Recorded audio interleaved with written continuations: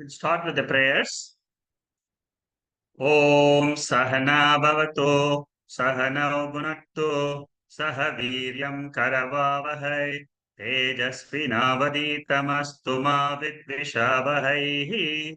Om Shanti Shanti Shanti.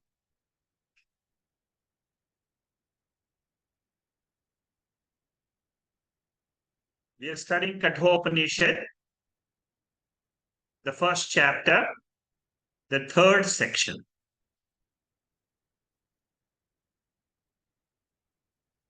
All of us are generally curious about our nature.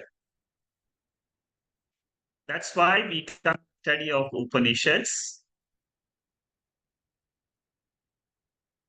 When we look at ourselves as the body is impermanent. When we look at the world outside, the world also keeps on changing.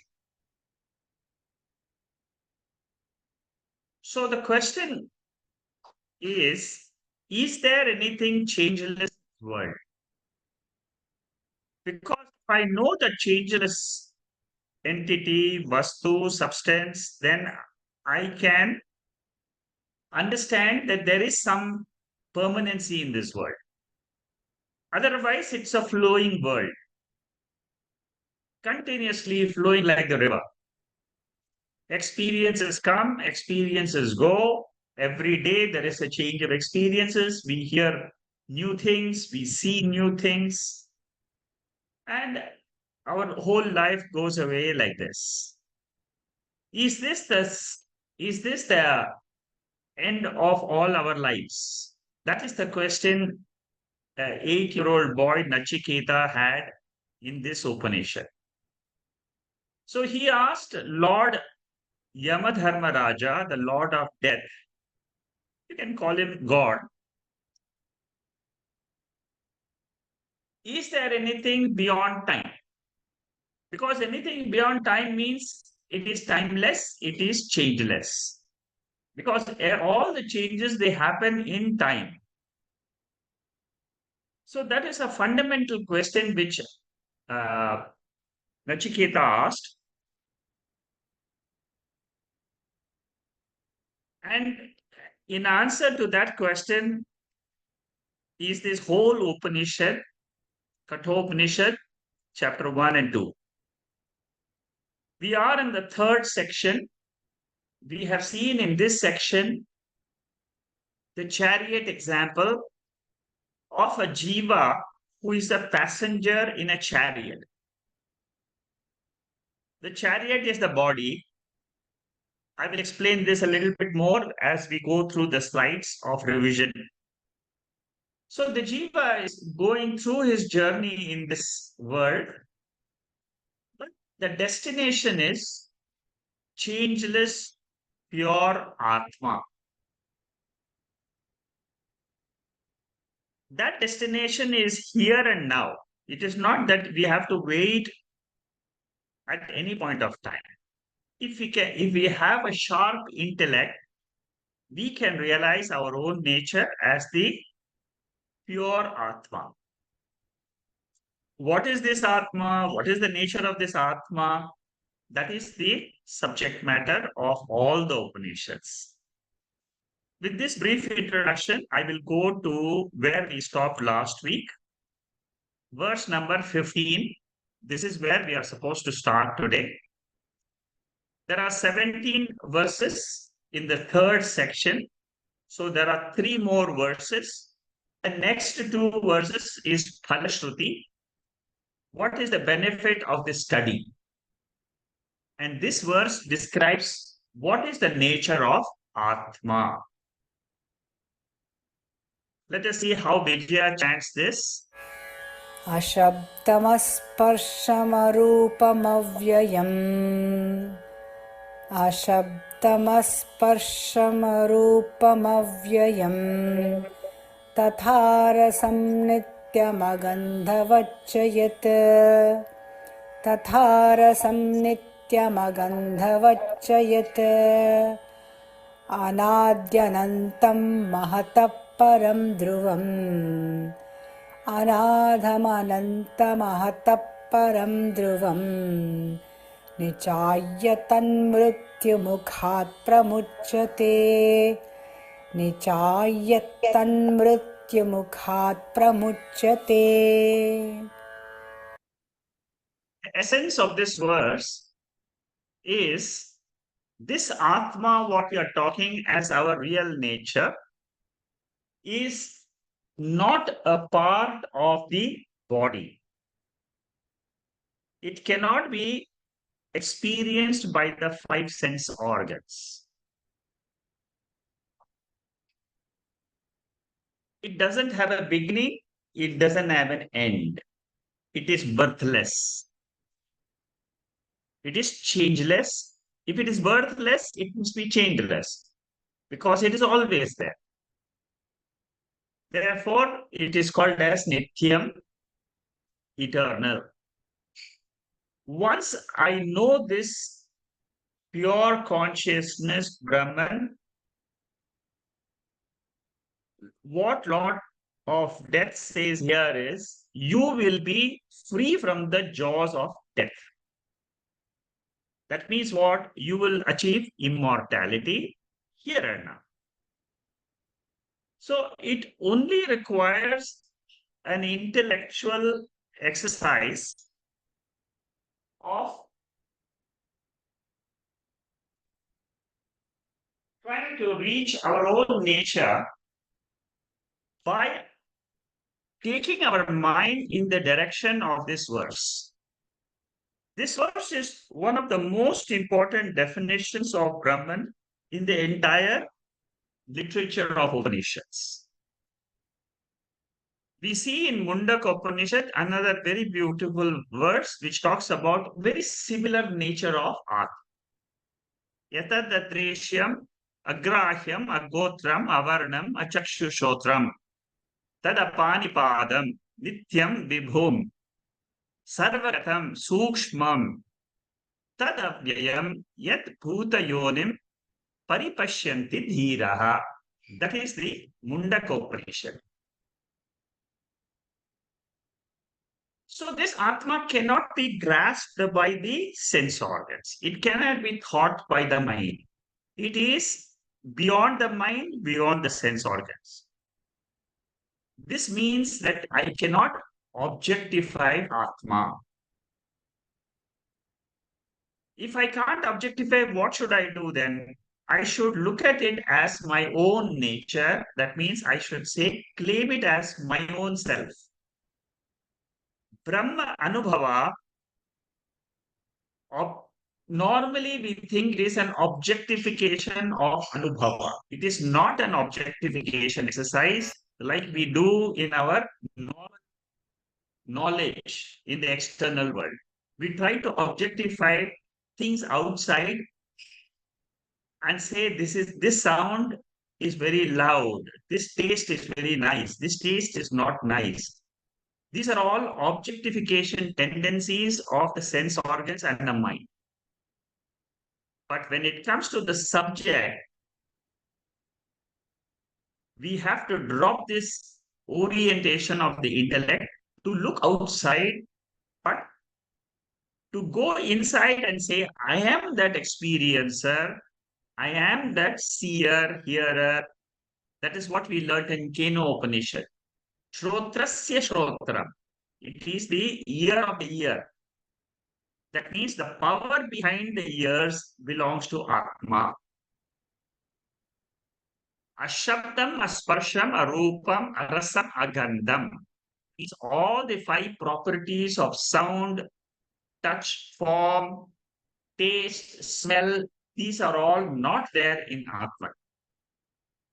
That means when I close my eyes, I should never think about any object in creation because the creation consists of five sense objects. Atma is beyond the five sense objects.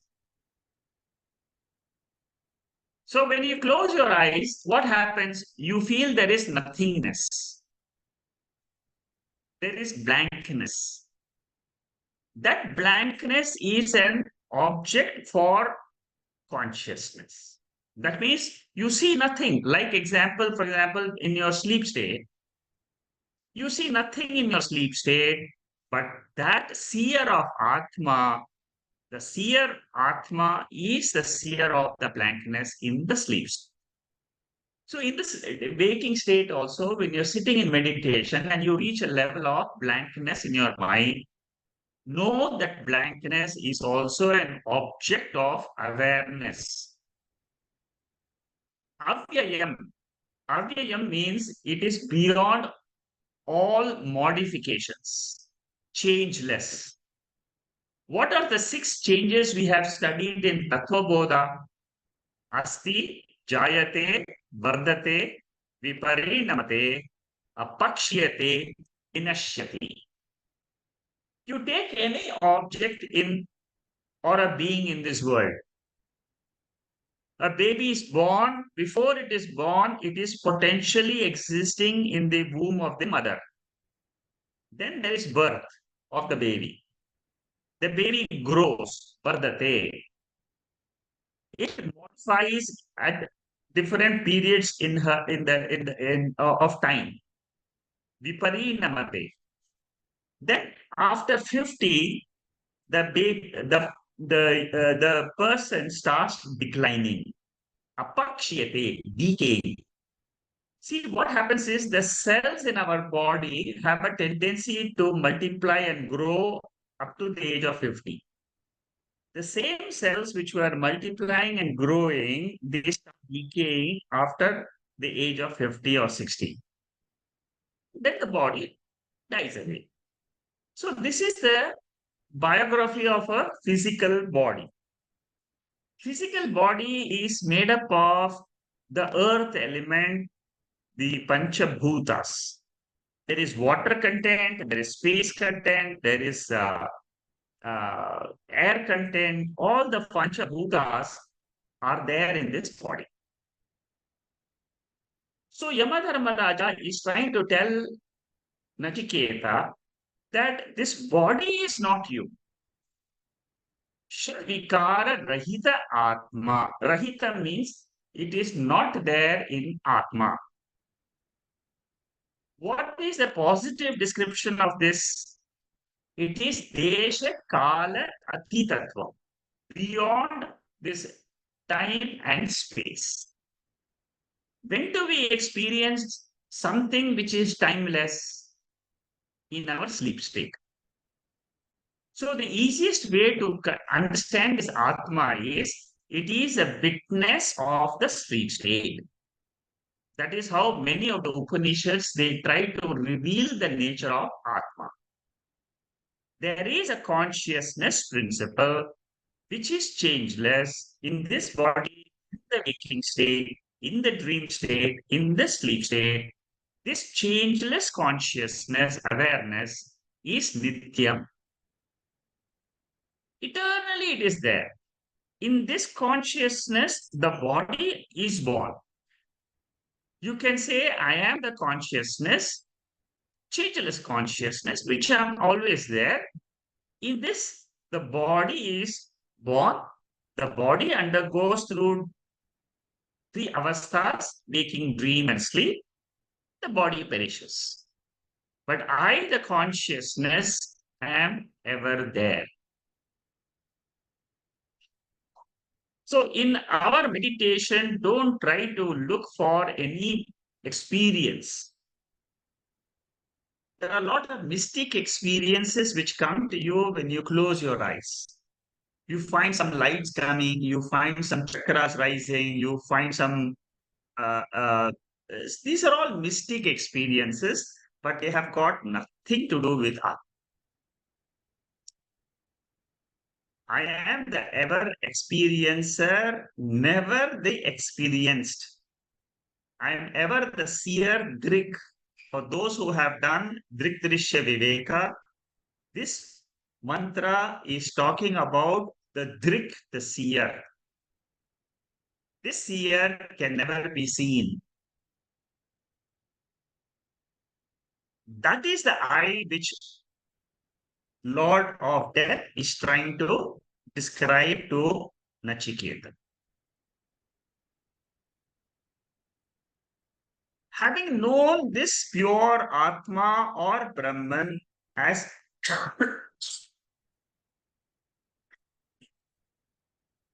my own real self, then what will happen to me? That is described in the next two verses as Mrityu Mukta Paramuchyate. You will ever be free from Kala Tattvam. See, the moment you say that this experience of this body itself is born from consciousness, which is timeless principle, then your mind, intellect has been able to cross over time principle. That is why, by the study of Upanishads, one of the benefits you get by studying the Upanishad is you try to take your intellect beyond mortality. In Vedanta, we say mortality is only a notion in the intellect. It is only a thought. It is not a fact which is outside. So when I remove this notion of mortality, I am called as Jivan Mukta. Now that is the benefit which is explained in the 16th and 17th verse. See how beautiful is this Kathopanishad, very precise in trying to teach us about this Atma Vidya. Let's listen to the 16th verse. नाचिकेतमुपाख्यानम् नाचिकेतमुपाख्यानम् मृत्युप्रोक्तं सनातनम् मृत्युप्रोक्तं सनातनम् उक्त्वा श्रुत्वा च मेधावी उक्त्वा श्रुत्वा च मेधावी ब्रह्मलोके महीयते ब्रह्मलोके महीयते Brahmaloke Mahiyate means among the wise people who know this Brahman, a person who has gone through the Upanishad, he is glorified.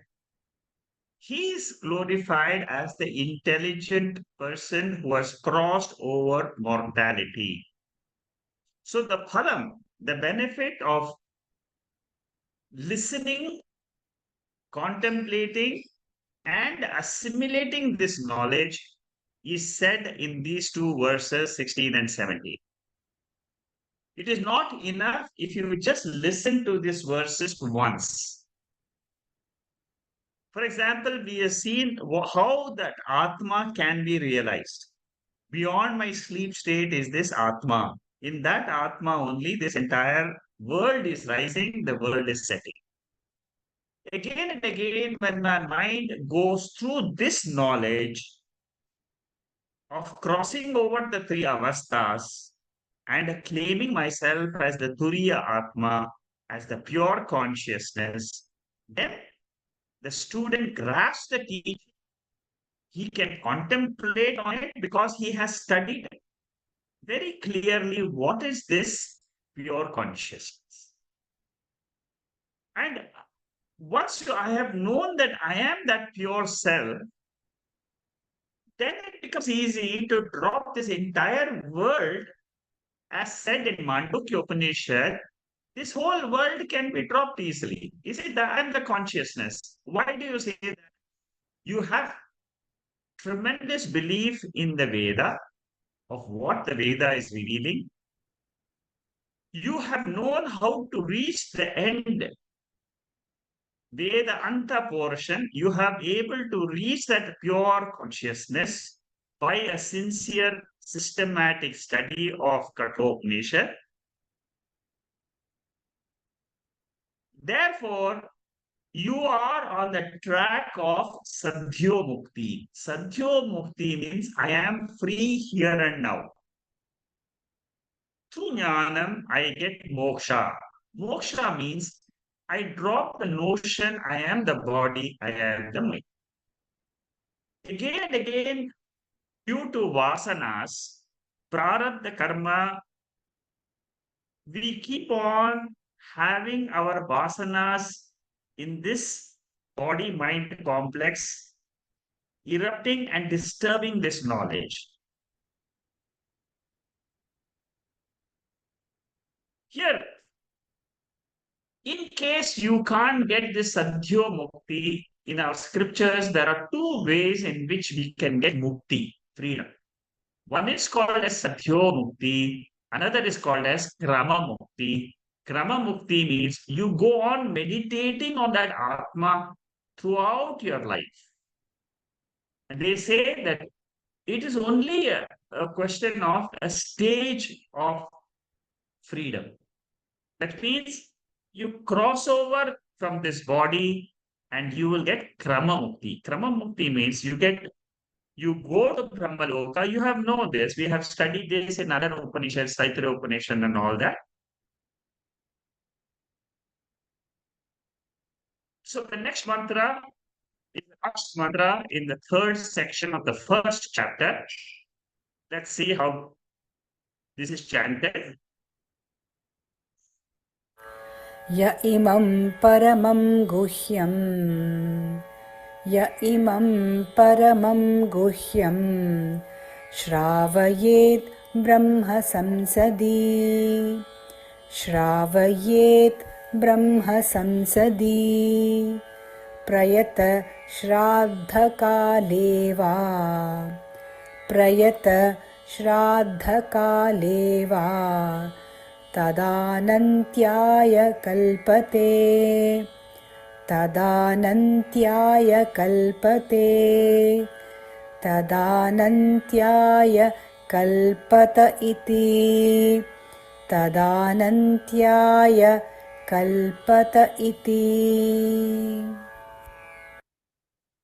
So, whoever chants this Kathopanishad, this Kathopanishad is generally chanted during a Shraddha ceremony for the forefathers. Even after death, people do chant Kathopanishad because this deals with immortality. It talks about what happens after death. So after death, if you know that you are Atma, you get Videha Mukti. You get Videha Mukti means you merge your gross body, subtle body, and the causal body with the total body. That means Virat, Hiranyagarbha, and Antarami Ishvara. You merge your body with those, your three sharirams merged with the totality of this prapancha.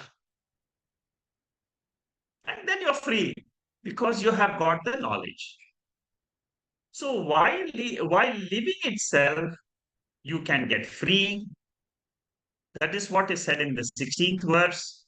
In the 17th verse, it is said that by chanting this during the Shraddha ceremony, you get this immortality because during the Shraddha ceremony, you are remembering your forefathers. And then you remember Kathopanishad, what Lord of Death is saying. He said the forefathers are not dead. They are just, they appear, they disappear. I also appear, I also disappear from this world of experiences. But this is not the end of us. Body experiences is part of ourselves. Our real nature is pure consciousness. In that consciousness, in time comes the body and experiences. Param Guhyam. It is the greatest secret. Raja Vidya Raja Guhyam, 9th chapter of Bhagavad Gita. So, Lord of Death says, this secret knowledge has been given to you, Nachiketa. Shravayet Brahma Samsadi. In where Brahmanas are there, you chant this Kathopanishad. How should you do this Parayanam? After taking a pure bath, then you purify your mind. Purify mind means what? You chant a few shlokas of the Lord before you chant Kathopanishad. This Kathopanishad chanting itself will purify your mind because slowly you will start developing an interest to know the meaning of these verses. And then, when you understand the meaning of these verses, especially the 15th mantra of the third section, you automatically land into immortality. There is no other way. I mean, once you say, I am not the body, automatically you are that pure Atma, nothing else. Because apart from Atma, there is nothing else in this world. Upanishad reading during the Shraddha Kalam has extra prayojanam like japa during Grahana period. So this is a benefit which is talked about in Kathopanishad. So 3 times Tadantaye Kalpate is repeated so that we understand the chapter is completed. So chapter 1, which we have seen, consisted of 3 sections. The first section is a story about the father and the son to Lord of Death and getting 3 boons. The first boon was to keep his father's peace of mind. The second boon was to get a ritual called the Nachiketa ritual and an upasana to reach Swarga Loka for those people who can't get Jivan Mukti in this birth. There are many people who want to reach Swarga, heaven. So, how to reach that Swarga Loka? There is a Nachiketa ritual. So, the second boon was given, the first boon was given by Lord of Death. The last boon is the main boon which talks about what lies after death. When the body is dropped, the Sukshma Shariram will take to another body if it doesn't know, if it doesn't have the knowledge that I am not the mind. Our mind is nothing but Atma only. Our mind is Atma looked at from another angle. From the level of Atma, Shabdam, Asparsham, Arupam, from that level, when you look at the mind is just an appearance. In order to teach what is this Brahman or what is this Atma, in the second section, Lord Yamadharmaraja taught Omkara Upasana, very, very powerful Upasana. You chant Om, you take a pause, again you chant Om. In between the 2 Oms, the silence which you experience, nothing but your own Atma. That is explained in 7 verses, 18 to 25. Then 6 features were talked about there. Nirvikaratvam. Atma never has vikaraha, changes, modifications. Just now we talked about the 6 modifications. Atma is never a bhokta, abhoktritvam. Who is the bhokta then? It is the jiva or the mind. When I say jiva means it is the mind together with consciousness. In this body becomes the enjoyer of this world. But beyond this enjoyer, there is a pure Atma, which is a bhokta. Durvignayatvam. These are the 6 features which are important features described in this chapter, first chapter. Durvignayatvam means it is not easily seen. It is not known by the mind. Akartrutvam. It is not it is not a doer of actions, but it is sarva adhishtanam. It is the uh, substratum from which the whole universe is rising, it is resting, and the whole universe is dissolving. This aspect of sarva adhishtanam is the most important of the 6 features. This is repeated again and again in many Upanishads. Taivalya Upanishad, Taittiriya Upanishad, Brihadaranyaka Upanishad. Sarva Adhishtanam is a very important feature. Your mind, if it understands the Adhishtanam, you have moksha automatically. You don't have to use any other literature, any other Upanishad. You just understand one word, Sarva Adhishta. It is the substratum of the 3 states of the mind, Avastatraya. It is the substratum of Panchakoshas, the 5 dresses worn by the body-mind complex.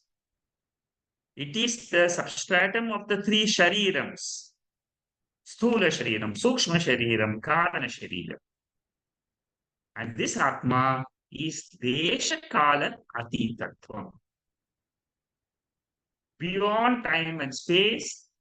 See, these are the indicators for my intellect to go in that direction and see what is that anubhava which I have, in which there is no time and space. Try to go to that sphere of that realm in your own self.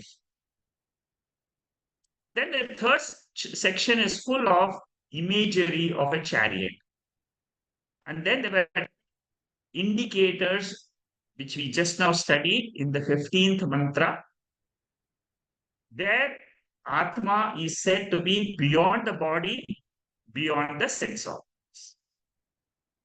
Ashabdam, asparsham, arupam, avyayam, arasam, agandam, anadi, anantam, dhruvam, mahataparam, nityam. Each of this word is a very, very powerful word for meditation. Like you say, I am not the baker. I am not the dreamer. Similarly, you have to say, I am not the sense organs. I am not the organs of action. I am not the mind. I am beyond all this, which is known to me. The knower is the self. The knower is the Atma. So what mind by instinct can see only Anatma. It can never come to Atma unless and until you come to the study of Upanishads. There is a natural extrovertedness, which we are going to see in the first verse of next section. We are going to study how this God has created our sense organ to look outside all the time. Trying to learn about this Atma is like trying to climb Mount Everest. We are going against the gravitation. They are trying to go against the nature of the mind to go outside and then use our discriminative power to understand the core of our real self. This core is called as pure consciousness. In that pure consciousness, there is nothing except itself. It does not allow, it does not permit any second thing. That is the nature of consciousness. There is nothing, it will not permit anything except this pure consciousness, the pure light. But then what about my experiences?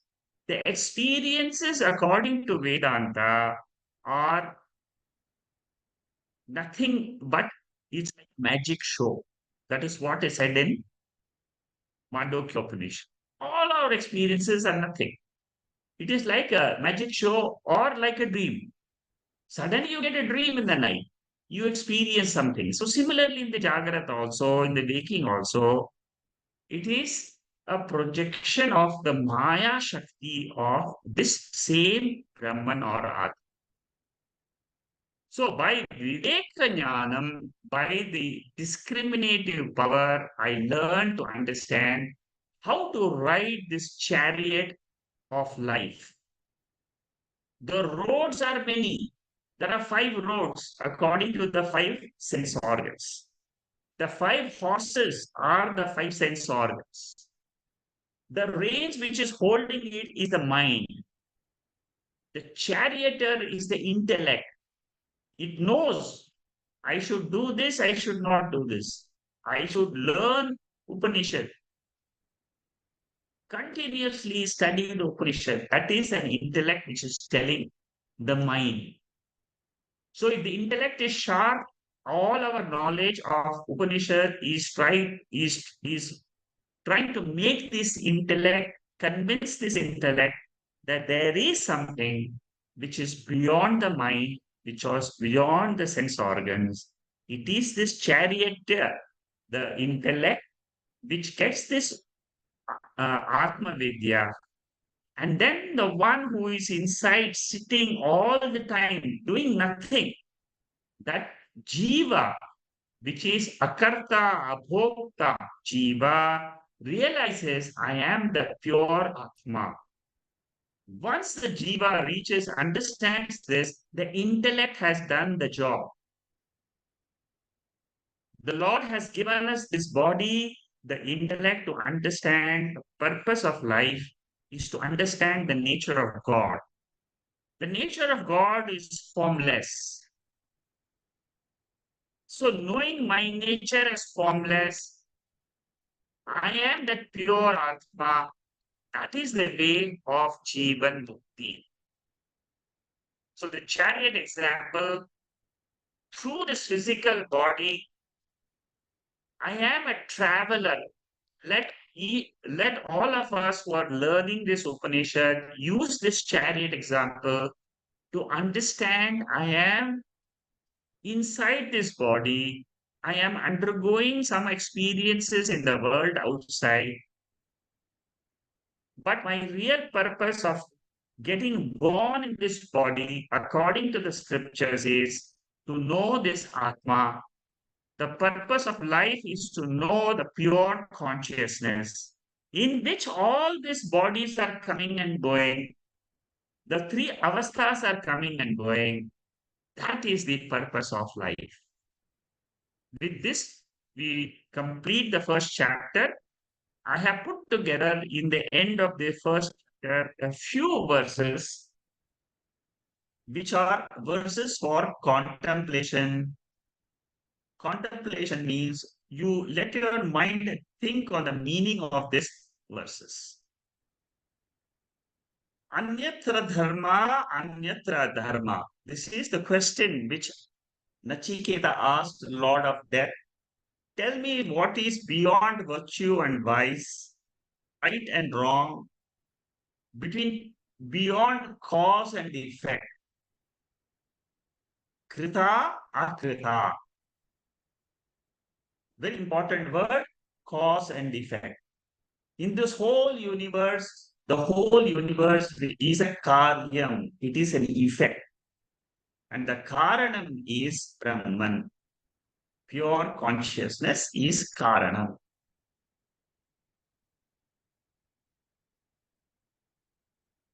Beyond this world, there is only karanam. So beyond the cause and effect means reaching consciousness. Beyond past and future is only time principle. I experience time all the time. That means whenever I look at my past, I suddenly realize there is a time. Similarly, when I am looking at the future, again I become conscious of time. Whenever I'm in the present, I'm never conscious of the present because things are happening. I'm not conscious. That is why Nachiketa removed the word present. Because in the present, I am never conscious of time. I am only conscious of the past or the future. Whenever my mind thinks, projects the future, or the mind projects the past, I become conscious of time. So here the question asked by Nachiketa is, what is beyond this time principle? Then the Lord of Death describes Atma as Najayate Mriyate va Vipaschin Nayam Kutaschin Babuva Kashchit Ajo Nitya Shaswato Yam Purana Nahanyate Hanyamane Shri. This is one of the very, very important verses for contemplation. Whenever you want to know who am I, think of this verse. I am never born, I never die. If your mind is able to think of this verse again and again, then it will know how to reach Atma. See, reaching Atma is only through the words of the Upanishads. Upanishads are the pramanam, they are the mirror. So I have to look at the mirror again and again to look at my real nature. Like I go in front of a mirror, actual mirror, I go and see to look at myself, how my face looks. I want to paint my face. I want to put a powder. I want to put a chandanam. I want to put something. So I look at the mirror. Similarly, what we are trying to do when we study Upanishad is there is an Atma which is invisible. I try to become knowledgeable about that Atma when I study this Upanishad. That is why these mantras are very, very important. Hanta chet manyate hantum, anta chet manyate hatum. Bhautana vijanita, I am hantina hanyate. This is another verse. It says that I am never killed. When the body is destroyed, Atma survives the death of the body.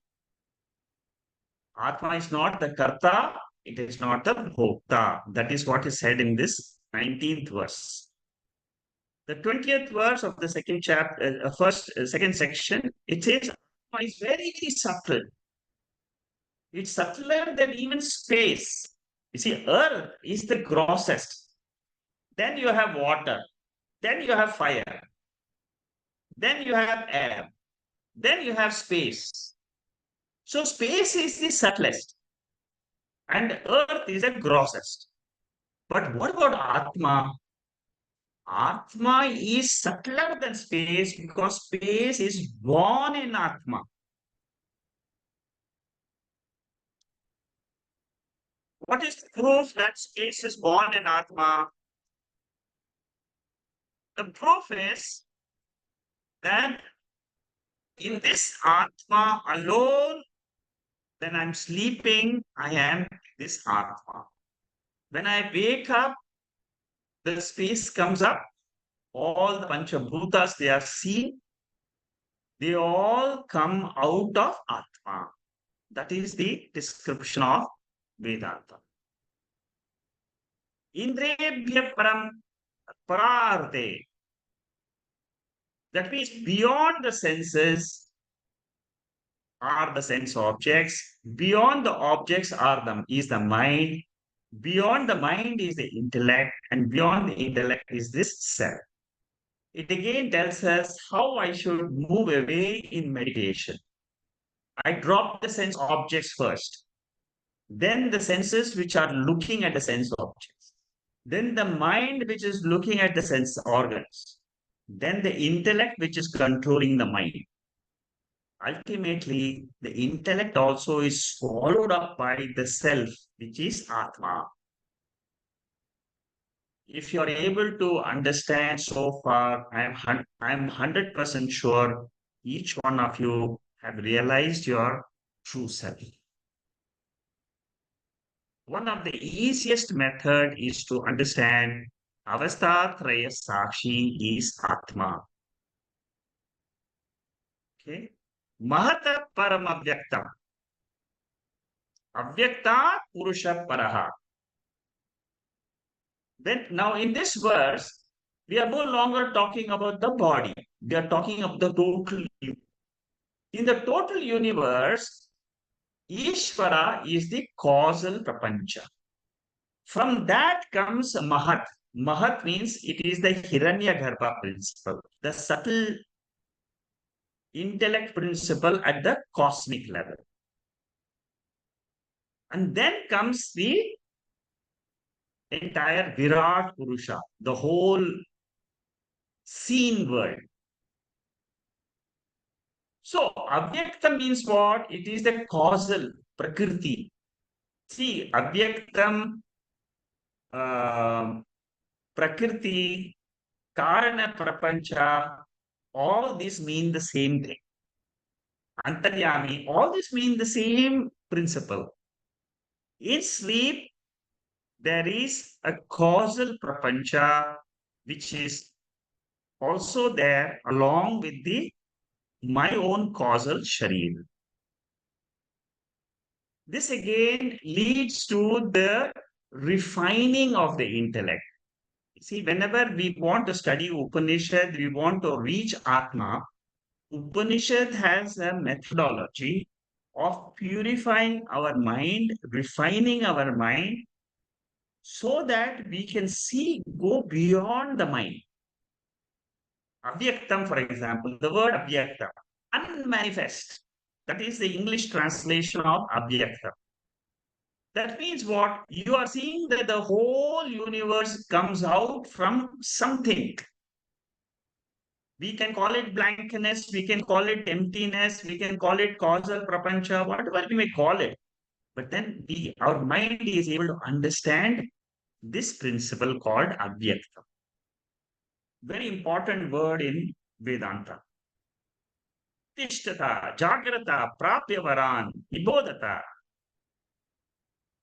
Wake up to this knowledge of Atma. This is the greatest knowledge in this world. This knowledge is extremely difficult to cross over. But keep going. Don't give up. Many students, they just come for a few sessions of Upanishads and then they drop off. They say that this is not for me. But the person who is persistently there, continuously, persistently, never giving up. I have students who have come together for 10 years, continuous, who are studying with me even now. The same persistency will give them the benefit of this study. It is not a one lifetime study, it is several lifetime study if you are on the path of spiritual evolution. Ashabdam asparsham arupam avyayam tatharasam nityam agandam avachayat. So this verse we have seen today, so I will not explain that. Now comes the second chapter. Second chapter also consists of 3 sections. First section is 15 mantras. The second section is 15 mantras. Third section is 18 mantras. Totally 48 mantras. The first chapter had 71 mantras, which we have covered in 9 sessions. Today is the 9th session. So we have to study another 3 sections. The first section is extremely important. This is where the teaching of Kathopanishad is the highest. First section, verse number 3 to 15. So pay attention, slowly try to understand verse by verse, verse by verse. And here, Lord of Death gives the central teaching. We have seen what the Atma is about, but now we are going to study in the second chapter the nature of this Atma and Atma Swarup. पराञ्चिखानि व्यतृणत् स्वयम्भूः पराञ्चिकानि व्यतृणत् स्वयम्भूः तस्मात् परान् पश्यति नान्तरात्मन् तस्मात् परान् पश्यति नान्तरात्मन् कश्चिद्धीरः प्रत्यगात्मानमैक्षत् कश्चिद्धीरः प्रत्यगात्मानमैक्षत् आवृत्तचक्षुरमृतत्वमिच्छन् आवृत्तचक्षुरमृतत्वमिच्छन्. This verse is quoted by Shankaracharya, especially for beginners. For a junior student who comes to the Vedanta, this verse is taught by the Guru. What does this verse say? It says that our sense organs have an outgoing tendency. Naturally, as soon as I wake up in the morning, I start seeing the world. So what happens to me then? When my sense organs are perceiving the world, I think that the world outside is a real world. I don't, I never think about the world unreal. I never think about the world as just an appearance like a dream. I take the world to be real. That is the problem of the sense organs. There are some people who are desires, who have a desire for immortality. Here, the teaching is very clear. As long as you are not aware of the Atma, you will always be in samsara. You will always be experiencing sukham and dukkha. Because that is the nature of your body-mind complex. When we come to study of the Vedanta, you're going against Prakriti. You're going understanding, going beyond nature. Nature is coming and going in consciousness. That is what you're trying to study. So you're trying to cross over the Panchabhutas and trying to see what is the cause of the Panchabhutas.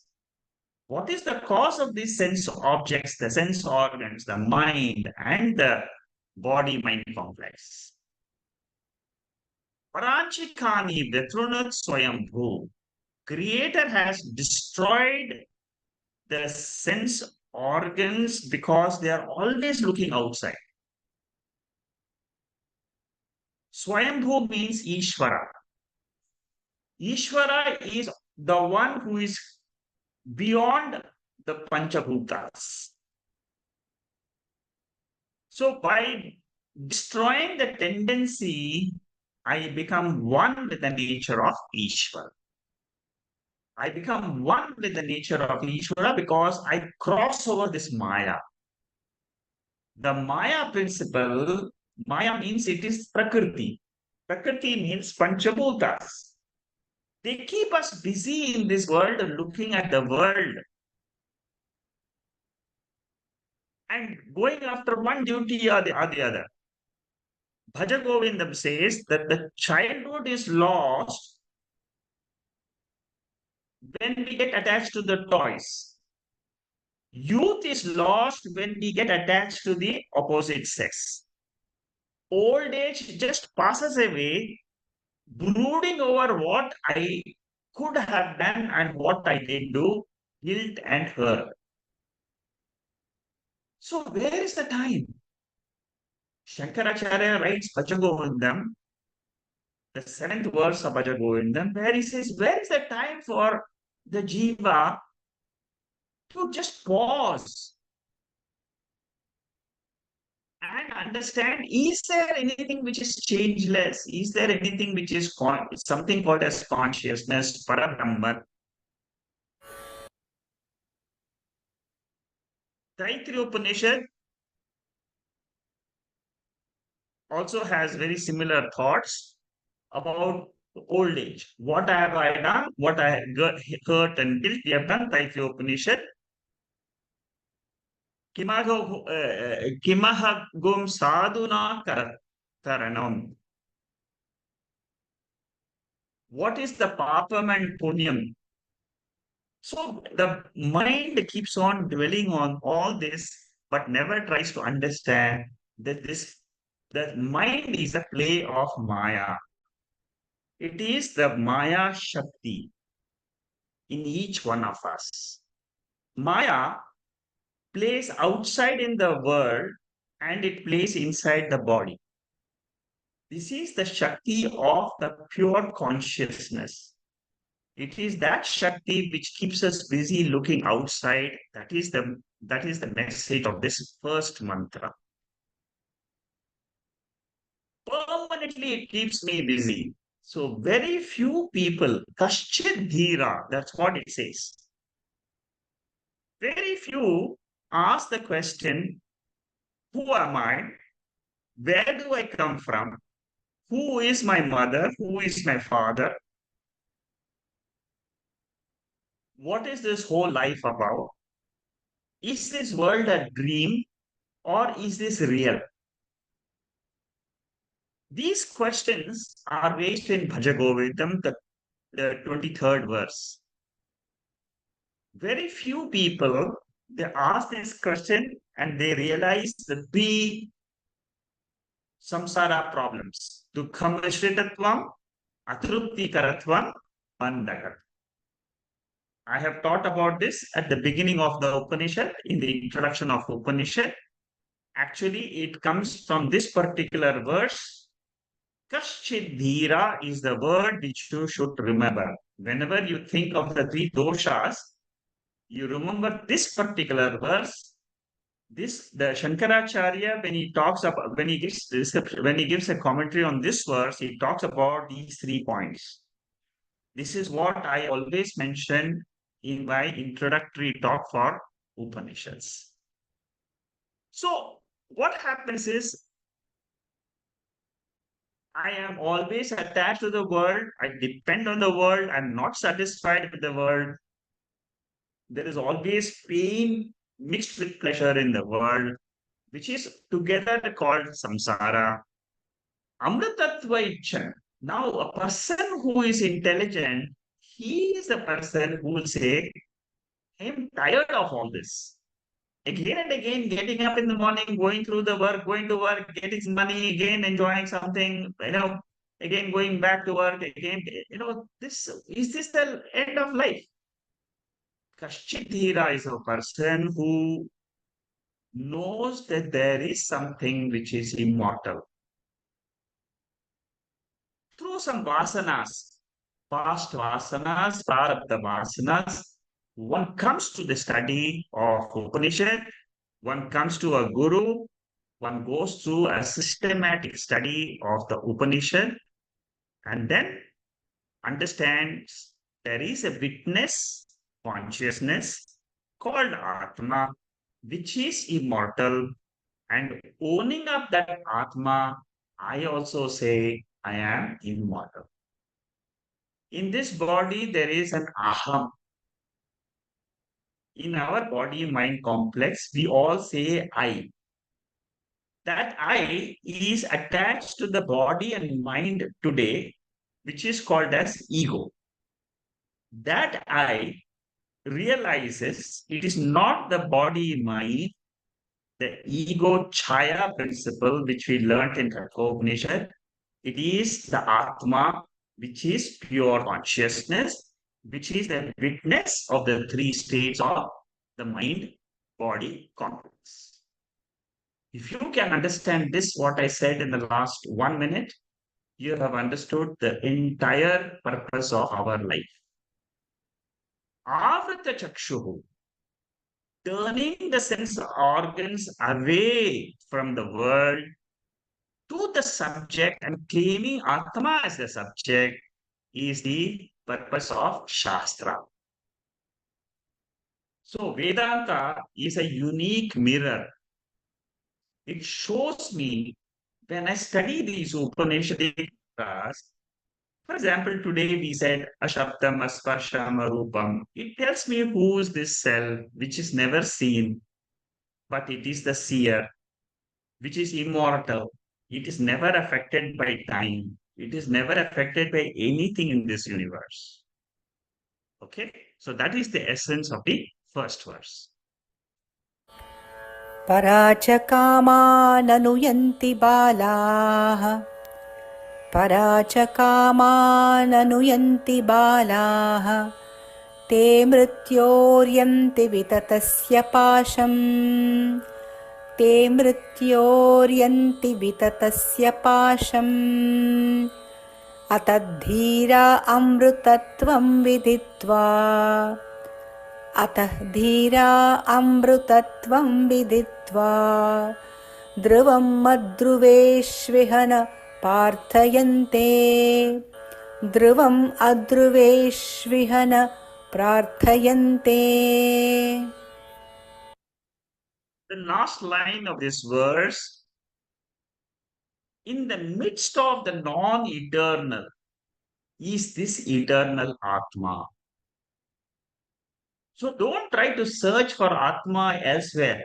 It is there right now here when we are discussing about this Atma. It is this Atma which is the substratum for all our discussions. In this verse,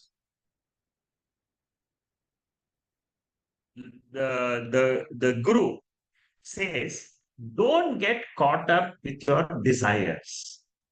You will be lost. That is what is called as ignorance. The five sense organs and the five sense objects together is called as avidya. So majority of us, unless we get some kicks in our life, we never come to the study of Upanishad. Many are still childish, immature, spiritually immature. We run after sense objects one after the other, but they are all perishing in time. Sense objects could be situations, good situations, happy situations, could be inert objects. It could be living beings. Arjuna had attachment with the anatma world. Therefore, he was deluded. So, holding on to the body and the perishable anatma is the problem of samsara. This is what is called as the Yama's grip in Kala. That means when we are in Kala Tattvam, Lord Yama holds us into this Kala Tattvam by our sense organs.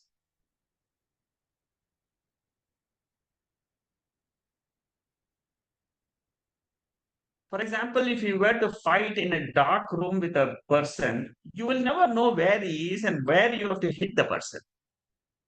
So similarly, we have sense organs, but we are always in the dark because we are always seeing this word.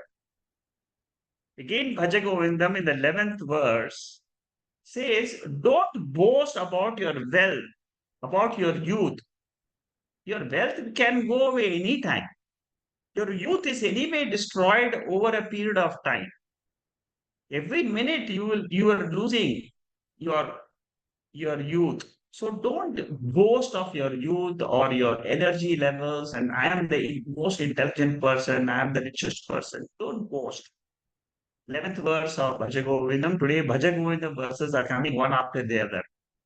Kala spreads everywhere except in Bhagavan, which is Atma.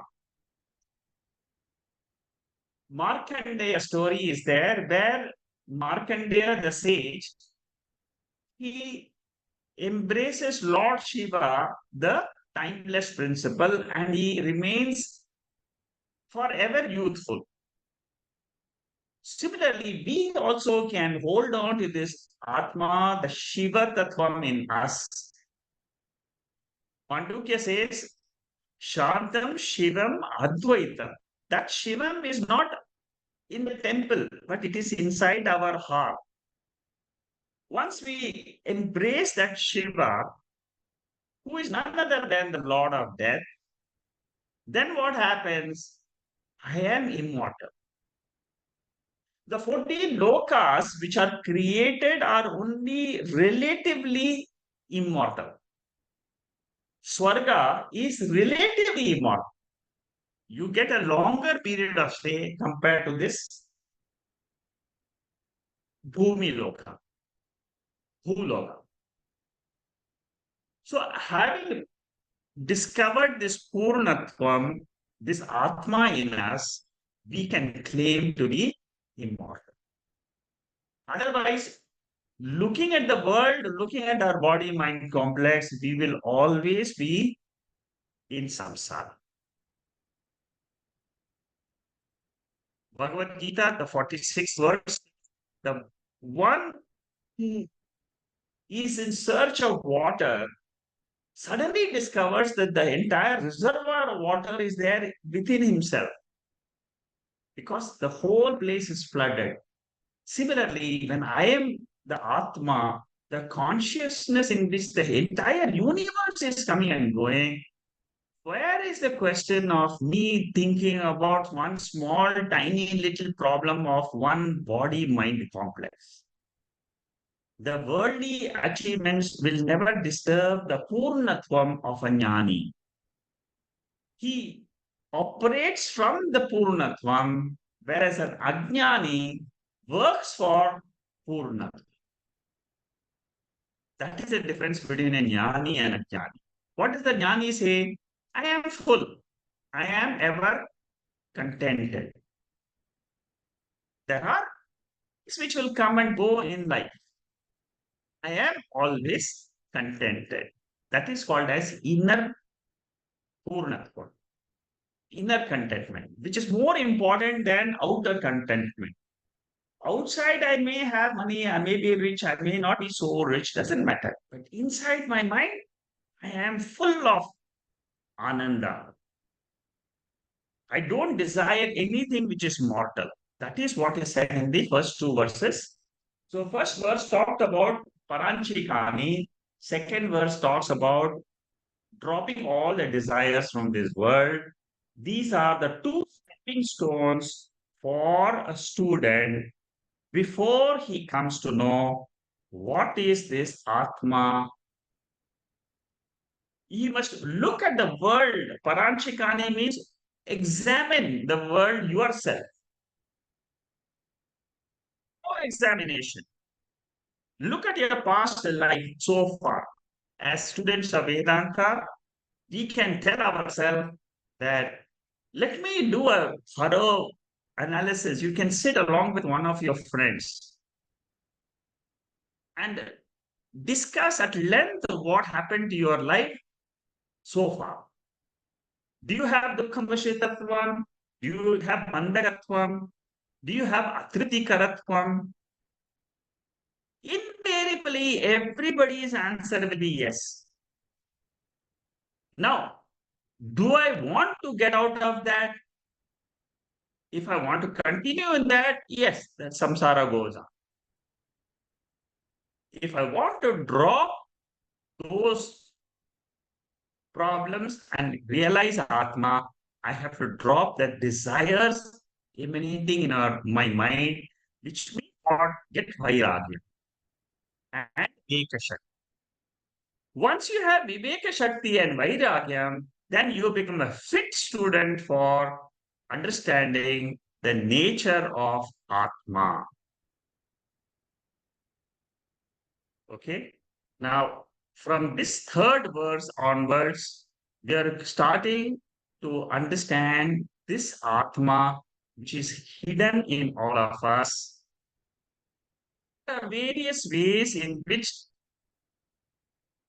the Lord of Death describes Atma.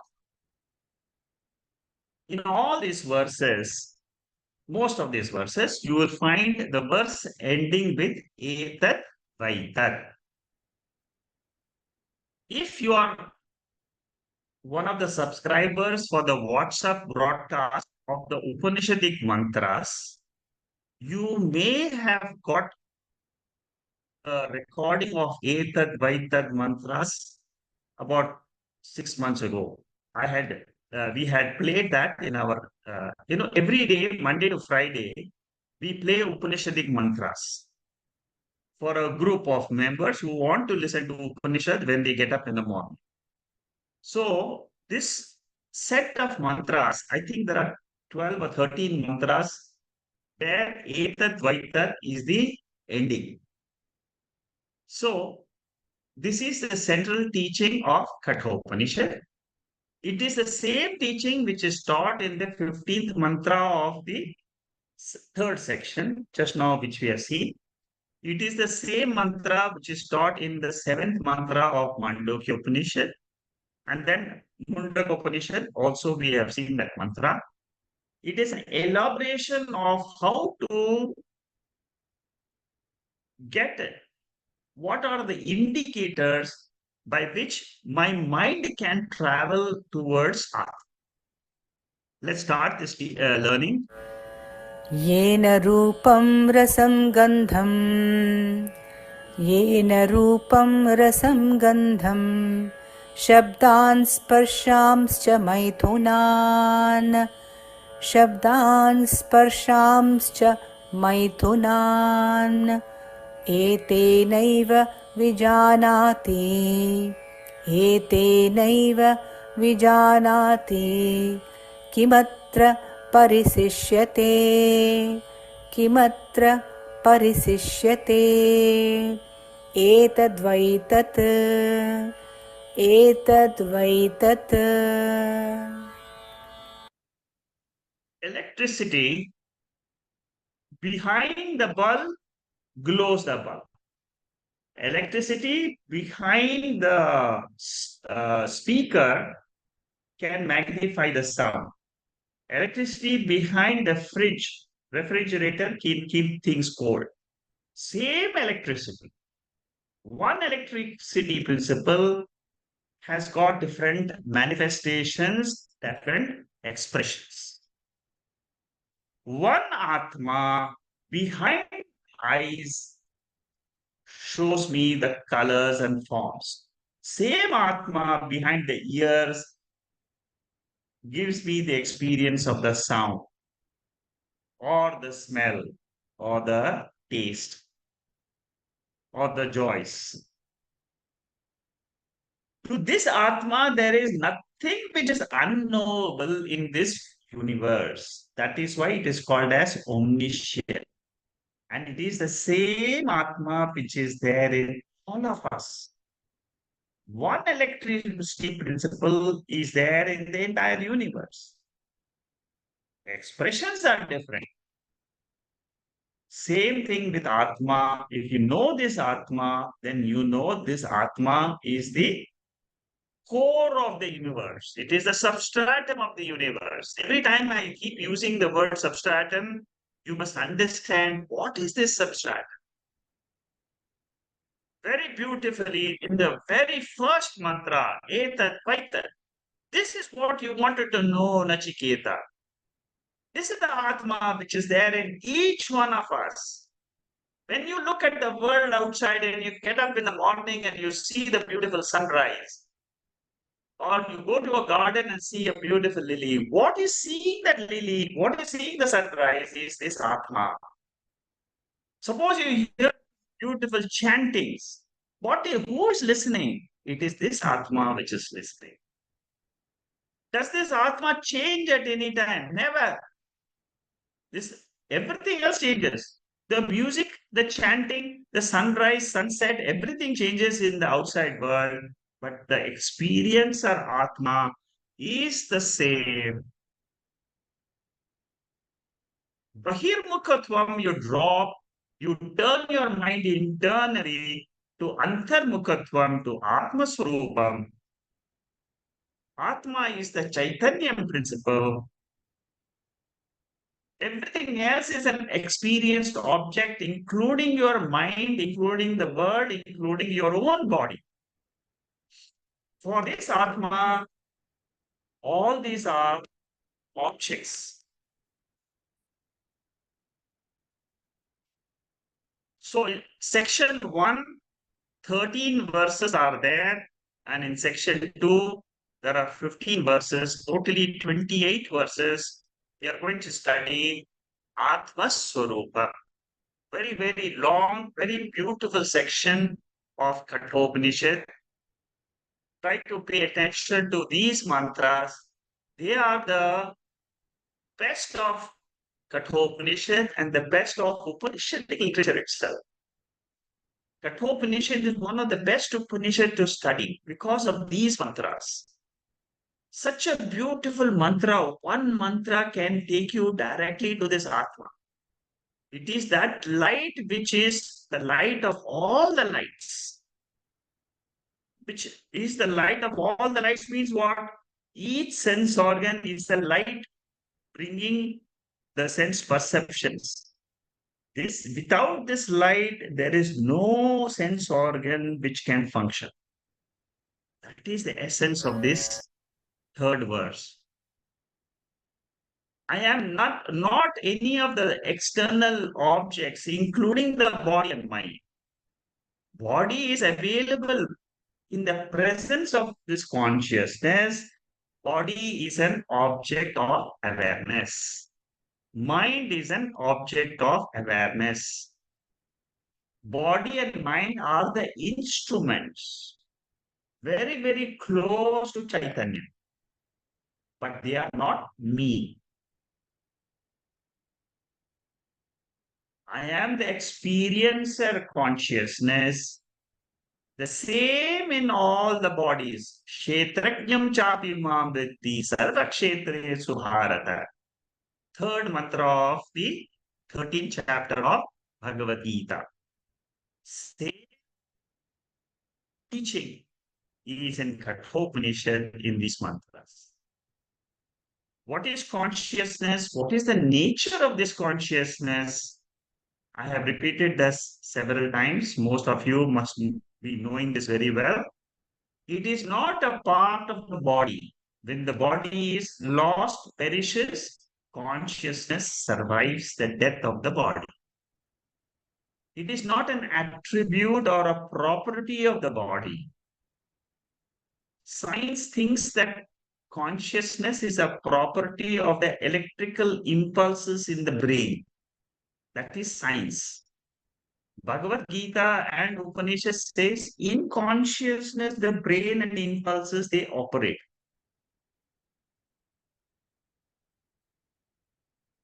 Very big difference between science and Vedanta. It is an independent entity. It is not dependent on the body or the world or the sense organs. It is independent. That is why claiming that I can say I am immortal. It is not limited to the body at all. Body has got awareness, but that is called as reflected awareness because of the reflection in the mind. It is an eternal principle. Ajo nitya shashvatoyam puranaha nahanyate hanyamane sharire. Shashvatam, ancient. Through this body, I can understand Atma. Like the bulb is the medium for the manifestation of the invisible electricity. When the bulb is glowing, the bulb is proving to me what? There is some electricity behind it. When my body is functioning, what is it proving? There is some spiritual content in the body which is functioning. See how step by step, when you understand Vedanta, it becomes so simple.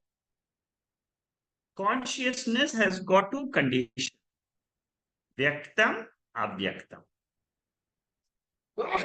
Vyaktam means manifest.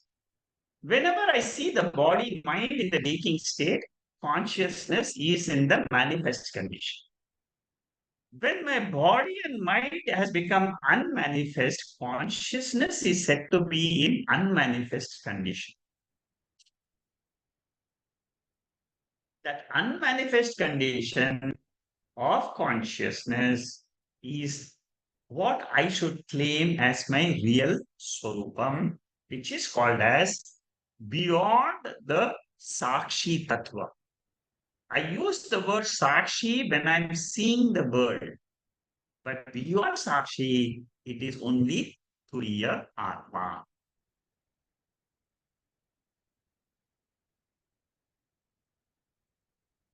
There are two examples in the scriptures which is given for consciousness. One is space, another is light. Space is given to bring out the principle of all pervasion. Space is all pervading. That means Atma is also all pervading. It is everywhere in the world. Anytime, anywhere, in any continent, Atma is the principle on which the entire universe is standing. Similarly, light. Atma is the like the light. Because consciousness, when you want to refer to the Sat principle, you make use of the word space. Sat is existence everywhere. Chit principle, when you want to know, you come to the light principle.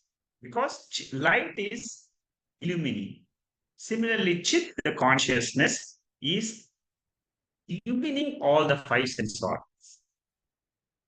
How am I to own up the nature of this consciousness? You can have different methods. Drishya Viveka. Those who have done this text before can remember, I'm always the seer, I'm never the seen. I'm always the observer, never the observed. Observed is different from me. It keeps on, I can keep on negating one after the other, all the observed phenomena, and then reach the final one, which is the observer. There are three stages of claiming this Atma. First, I have to dismiss the creation itself as an observed entity. Very difficult to do it, but it can be done intellectually. The entire five sense organs and the five sense objects are observed phenomena. I am not one of the observed phenomena of the universe. Then what do you do? I am not the world, body, mind. This is disown. That is the second stage. Third stage is whatever is left over. That is called as consciousness. And owning that consciousness is the success of spiritual study. Kathopanishad, this beautiful mantra, this very second mantra, Shrotrasya Shrotram, Manaso Manoyad, Vacho Hi Vacham. So Pranasya Pranaha. Keep this in mind. What is this? What does this say? This is the direct Mahavakyam. It is the ear of the ear. It is the mind of the mind. It is the tongue of the tongue. It is the life of the life. That means it is the core. Atma is the core of this entire universe. The seer is invariable. Seen is variable. All the experienced objects. Every day when I get up in the morning, I see objects. The objects keep on changing. The people keep on changing. They keep on changing. But I, the experiencer, Pratibodha Viditam Matam, Amritatvam hi vindate, Atmana vindate viryam, Vidyaya vindate amritam. That means the seer consciousness is Amritattva principle, immortal principle. In the waking state, the body mind is active. in the sleep state, the body mind is passive. It is an instrument. But what continues in both the states, it is this consciousness. See, today we have covered a lot of things about this consciousness. I have taken up one by one, but then you have to contemplate on these teachings, assimilate whatever I have discussed today. Because what we are discussing in these verses are the heart of Vedanta. When you look at Atma, it is of a higher order of reality. Like the baker and dreamer, it is higher than the Jagrat Avastha, Sushupti Avastha, and the Swapna Avastha. So Drisya Viveka was covered in the third verse. In the fourth verse, we are going to cover Avastatraya Sakshi. Avastatrayam, that whatever we study in our Mandukya, which we'll be doing tomorrow in our session, the same thing is being covered in the Kathopanishad also. So in the third verse, what we have covered, it is already, I have explained you all these meanings. And Etat Vaitat, this consciousness principle is the one which you wanted to know in the mantra, in the 20th mantra, he wanted to know in the first chapter. And in the second chapter, Nachiketa wanted to know Anyatra. So the two verses which is the answer to all this, what we are seeing now, is an answer to these two mantras. Nachiketa's questions, which are very, very important mantras of Kathopanishad, I have put it again so that you don't forget that whole sequence of how we have arrived in this particular section. This section is a sequence of these two questions. The answer to these questions is what we are discussing right now. Etad Vaita. Atma is revealed as Drishya Viveka Prakaranam, as an eternal, changeless subject. In this mantra, number 3, we have seen that it is this Atma behind all the 5 sense organs. It is the spiritual light which is changeless, which is permanent. See, there is so much we can describe through words, but then ultimately the digestion of this knowledge is the assimilation of this knowledge in your own intellect is what will give the benefit to you. Personally, if you want to benefit from the study, you must remember the verse Shabdam, Sparsham, Rupam. Atma is not the 5 sense objects. It is the light behind these 5 sense objects. I will stop here today. I will continue with this fourth mantra next week. And these are very, very beautiful verses. The essence of the entire Kathopanishad are in these verses, which are called as Etat Vaitat. This is what you wanted to know, Nachiket. I'm teaching you that Atma, which is deathless, which is imperishable, which is never born, which is always there as the seer in all the bodies. It is one Atma, Ekatma.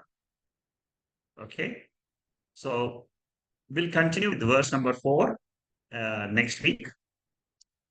Om Purnamada Purnamidam Purnahat Purnamudachade Purnasya Purnamathaya Purnameva Vasishyade.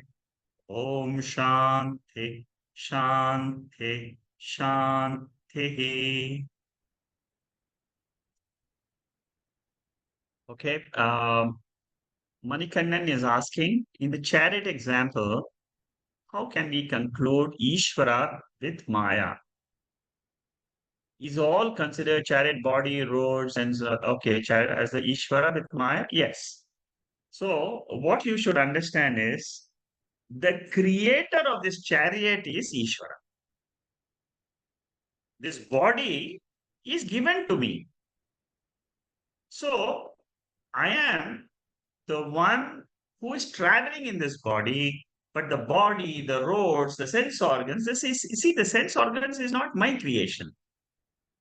There is an external principle, there is a higher principle which is called as God or Ishvara. That Ishvara has got Maya Shakti. So in the entire chariot example, you must remember that the chariot, the provider of this chariot is the Lord. I am only an internal traveler. That's all. You see, there are so many jivas in this universe. Each one of us is a traveler. We are here for some time. After some time, this body is gone. It doesn't mean that I am gone. I will continue the travel till I come to know this art.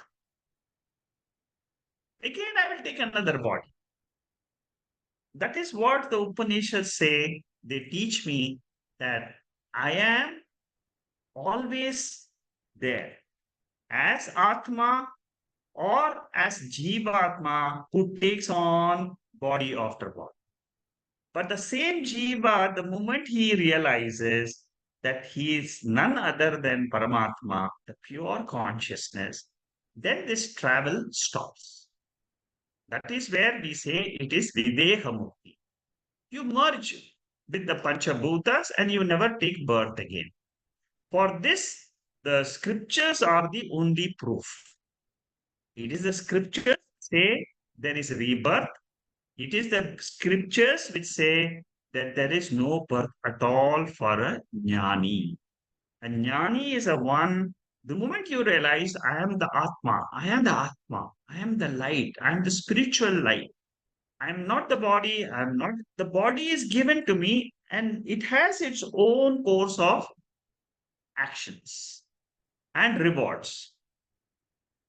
No one stop it. You are there in London, you are there in America, you are there in India, you are there in Singapore, wherever you are, it is given to you. You have to go through that process. That is the law of karma of this universe. But beyond this law of karma, there is another law, which is the spiritual law of Atma. That is how you should understand the role of Ishvara in life. Manikandan, is it clear? Shanmugam, can you unmute everybody?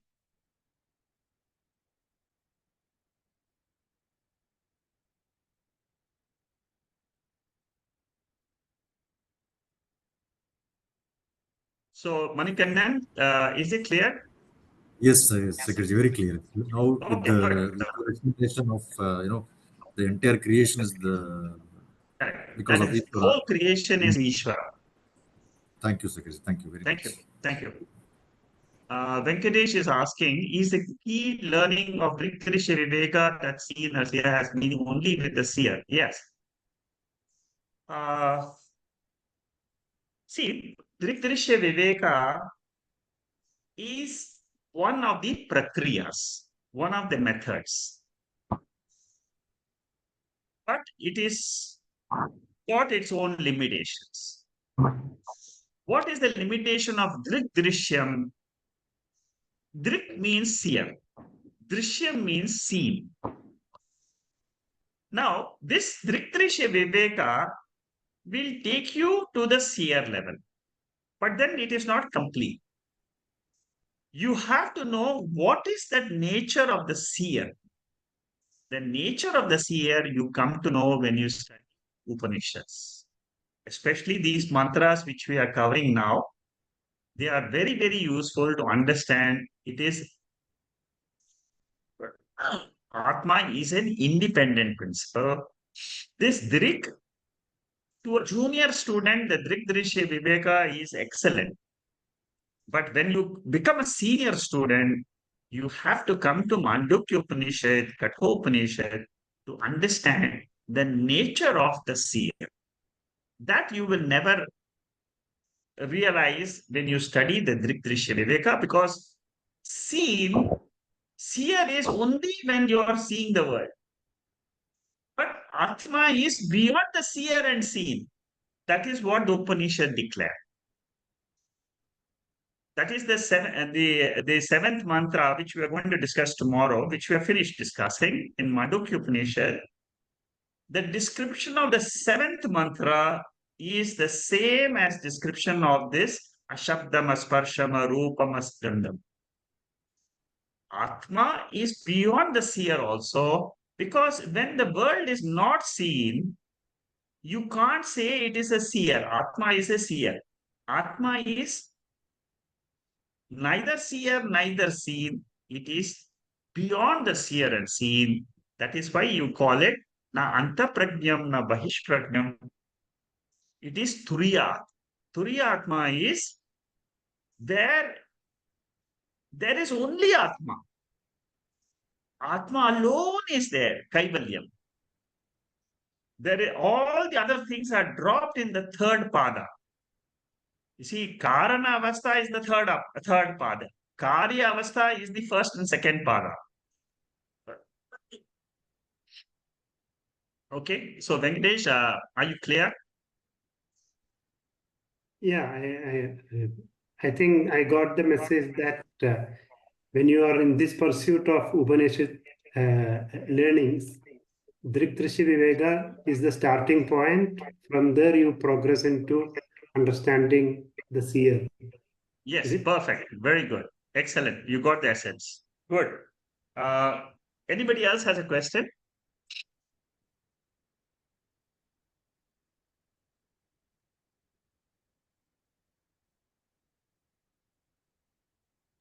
So, Agirji, I have one question. Yeah, go Here, ahead. when we talk about this life after death, as you Yeah, mentioned, we will continue as the jiva, or if we realize we will the journey stops, like as correct. we Journey realize. stops. For a jnani, journey stops. Yeah, but there are some belief that if you do bad things in this life, so you may degrade from human birth to some other species. So is it a belief, or it is like uh, there is a pramanam available for this? Like, Oh, yes, there is a pramanam. Oh, yes. You see, in the law of karma, the Veda clearly states there are births possible in different species. You can be born as an animal, as a bird, as a mosquito, as anything, but that is only for one birth. It doesn't mean that you will remain in that species for that particular forever. So this is said in the scriptures. There is a pramanam, the Veda Purva Bhaga, which is the law of karma, which is from the law of karma, talks about birth in several bodies. Even Bhagavad Gita talks about birth can be in different bodies. That is why different lokas are there. See, different lokas means different environments, different types of bodies only. Swarga, for example, the Puranas talk of Swarga, the Puranas talk of 14 lokas. Now, all this is a proof that you can be born, but generally it is believed that a Manushya, the moment you have reached the level of a Manushya, where the Sukham and Dukkham is 50-50, you have both. You have the pains, you have the pleasure also. So Manushya Janma is generally a Janma where you will be born as a Manushya again in the future life, unless until you have committed lot of problems. See, the what type of body you get depends on your Sanchita karma. Which Sanchita karma fructifies to become Prarabdha karma. There is, so your question is there a pramanam? Yes, there is a pramanam. The Veda is a pramanam. Veda clearly says about different lokas and different species of janmas which are possible. But you don't have to worry about it because you are studying Upanishads. When you come to Upanishad, the level of intellect which you have already is at a higher level. You are already exposed to so many new things in the Veda. So, for all people who are seekers of knowledge, you should never worry whether I will get a future birth, which will be, don't worry about it at all. Only focus and say, yes. But then this worry may be there in many seekers. See, many seekers, they come to the Guru and say, I may not be able to get this Atma Vidya in this birth, as it is said in the scriptures. Is it possible that I can continue this study in the next birth? There, the scriptures clearly say you will definitely continue the study in the next birth. So, moksha is possible either now, immediately, which is called as Sadhyo Mukti. If you are consistently, systematically listening to this study of Kathopanishad, see, what happens in this study is suddenly you get the realization that I am not this body, I am the Atma, which is ever there. This happens when your Shravanam becomes at an optimum level, suddenly you realize whatever the scriptures is the truth. Till that time, what happens is your intellect keeps on doubting everything. See, the intellect doubting the scriptures is a very natural thing. If you don't doubt, is a problem. But that if you don't doubt, it means that you have got the Purva Janma Vasana, which gives you the benefit of the study in this birth. The less number of doubts you get, that means what? Your Antakaranam Shuddhi is happening. So the general guidance given by the Guru is keep focusing on the study of Atma. Learn more and more. Let your mind think more and more in the direction of Atma and practice saying, I am this Atma. I am not the Anatma body or mind. This practice will help you to progress further in spirituality.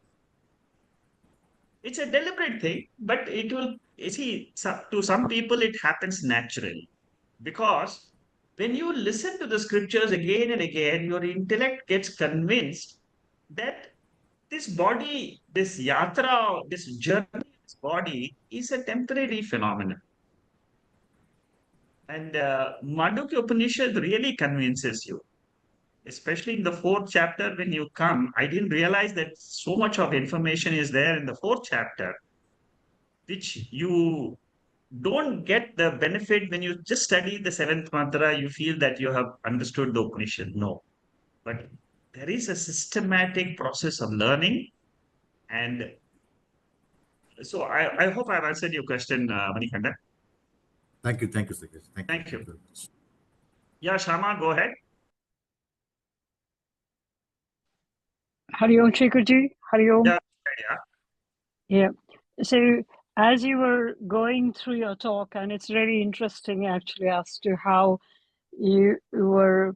So I was actually making notes to myself, this relative sukham experienced is perhaps more of a problem, more of an obstacle as one gets caught into this kind of a, you remain opiated for a very long time, so-called part of good life, good living, so you do a lot of good things, and so you're really living a good life, and that is quite opiating because it's and then as I was thinking about it, you said, and some kicks are necessary. So is it true that you have to get some kicks? I mean, I'm just curious as to how isn't there a wake up call otherwise?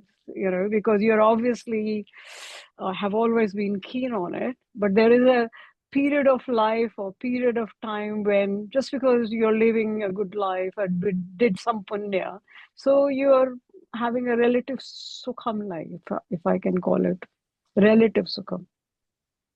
Yeah, you're right. See, this relative sukham doesn't last for a long time. Uh-huh. It doesn't last for a long time. Sukham is always accompanied with dukham at some time. Okay, it may be 10 years, it can be 20 years, it can be 40 years also. So it's possible that you have enjoyed life, but you see, the question comes to you is this enjoyment is only a relative enjoyment, Agreed, it's 100%, yeah, 100%. it's Because soon a it, triptwam remains a yeah, triptwam. there is no fulfillment in it.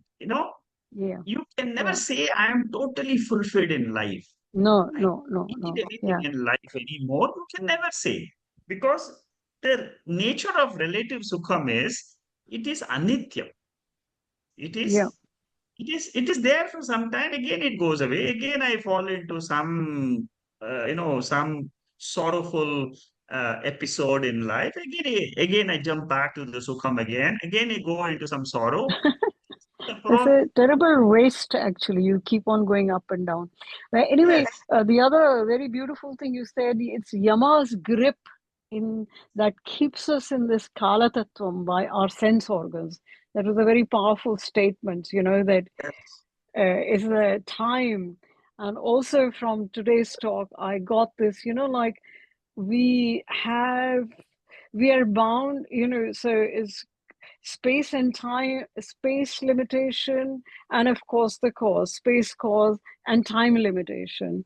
So this Kathopanishad is in, I think it's a very beautiful thing because it actually alerts us to this Kala Tattvam, isn't it? absolutely. See, one of the greatest teachings of Kathopanishad is it it brings to our life what is this kala. It Yeah. is kala means kala is under the control. Time is under the control of Yama Dharmaraja. Mm-hmm. Now, your kala, how much time you will spend in this life, in this earth, is Mm-hmm. determined by that Yama Dharmaraja. The moment your time is over, you are no longer here. Yeah. It can happen at the age of 30, it can happen at the age of 60, it can happen at the age of 90, it can happen at any day, at any time. See, the problem, the moment you become aware of the nature of this world, Yeah. that you have no control on this thought. Yeah. You see, many a times this Jacqueline keeps on asking, how waking comes, how suddenly the dream comes, the waking and the Yeah. sleep Yeah. Yeah. and waking comes. You see, And in Kathopanishad itself, there is this Utishtata Jagrata, isn't it? yes, it Most is, often, even we are awake, but we are more sleep rather than awake, in real terms, because we are not aware of the Kala. And it's what I'm feeling so far is that this sheer awareness of the time, the Kala, in itself is a great teacher. yeah, that's right. You're right, Shama. Mm. And obviously, you mentioned all about this Bhaja Govindam verses, which are this thing. The other thing which I just wanted to check with you is, not only that this desire for the immortality and therefore end of all dukkha, because the mortality is perhaps the greatest fear which we have, but the reason I feel it's more important is because even in our so-called mortal life, we are actually more dead than alive, I feel, because we are not aware of the true tattvam. Yes. That is why in Mandukya, they clearly say the entire waking state is an avidya state. It is an ignorant state compared to the spiritual uh, truth in us. The real spiritual truth is that pure Brahman alone is. Very Yeah. beautifully, it comes out at the end of the fourth chapter of Mandukya. I mean, it's a very beautiful way the author, Gaudapada Acharya and Shankaracharya, they bring it out in such a very beautiful way that all we talk about this waking state, dream state, sleep state, our whole life is nothing but it is a mithya life. Yeah. The more you understand life, and you're talking about this Kala Tattva, Mm, actually what you are trying to say is it is a mithya life. Mithya mm, means I can't say it is existing, I can't say it is non-existing.